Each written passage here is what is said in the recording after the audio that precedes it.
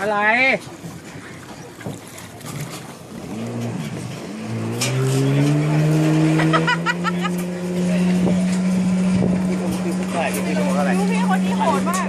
นะ1,500พี่โมยนะสวัสดีครับสาวสวยมาที่หวานต้นสวัสดีครับเอาเลยตัวปล่อยเลยนะ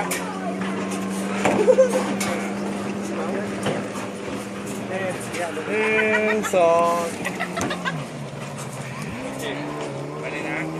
ไปครับไปเดี๋ยวไม่ยอมไปเดี๋ยวไม่ไปเดี๋ยวถูกใจเพราะเพื่อนหล่นตัวเองหล่นเมื่อกี้เหนื่อย แล้วโดนสองคนนั้นทับ ร้อน เล นะ ย ไม่ร้อนไม่ร้อนไม่ร้อน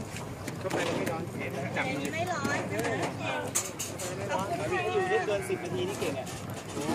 ถ้าอยู่ได้เกิน10 นาทีนี่เก่งเลยเล่นน้อย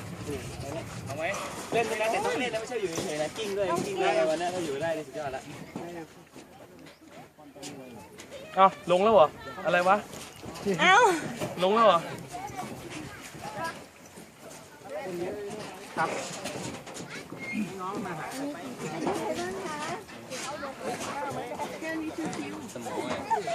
คิวมาก ดูหน้าดิ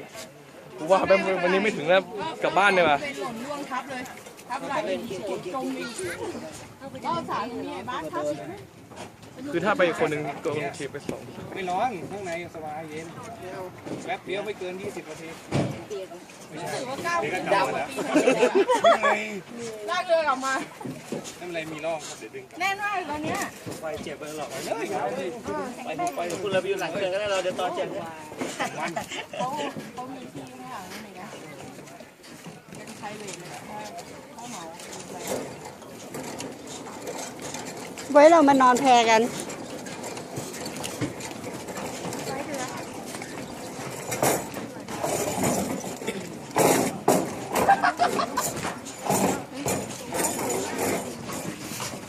หัวเลยเหรอ สงสัยต้องไปคอสที่แมนจริงนะใส่แรงมาก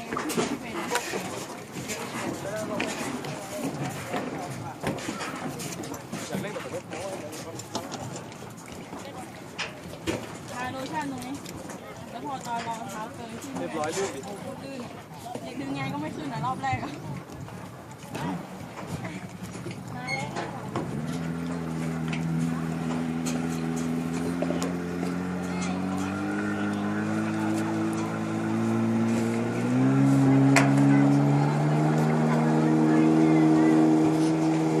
ยังเล่นแต่มันร้อนไม่เป็นไรหรอกแต่ร้อน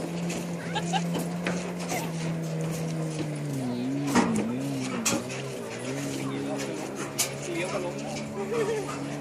มาอย่างไร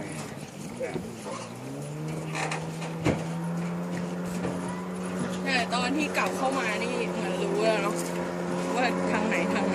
กว่าจะลง ขี่5พี่ขี่สูงสัก5กำลังดี5 คนกำลังดีค่อนข้างลากมัน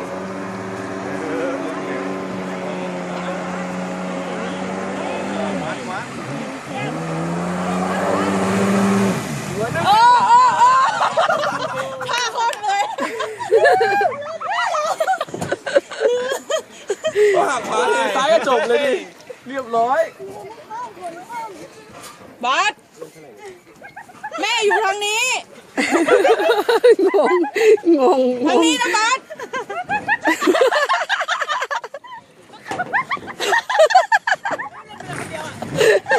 ท่าอย่างนี้ด้วย ต้องแบบท่าสโลว์ด้วยนะ เป็นเจ็ดอันเทซ้ายต้องเหลือกี่รอบเลยเป็นหมดแล้วเหรอ หมดแล้ว แค่พวกพี่น้ำมันหมดก็หมดแล้วเนี่ย หมดไป2 ลำแล้ว เอาเวลาเมื่อกี้ก็หมดน้ำมันหมดเหรอเรือ อยู่กลางแล้วน่ะ ไม่ใช่แต่ว่าไอเรือเมื่อกี้อะเรือก็หมด เรือน้ำมันหมด อ๋อ มีอันเล็กนู่นเนาะ ยังไม่หมดครับ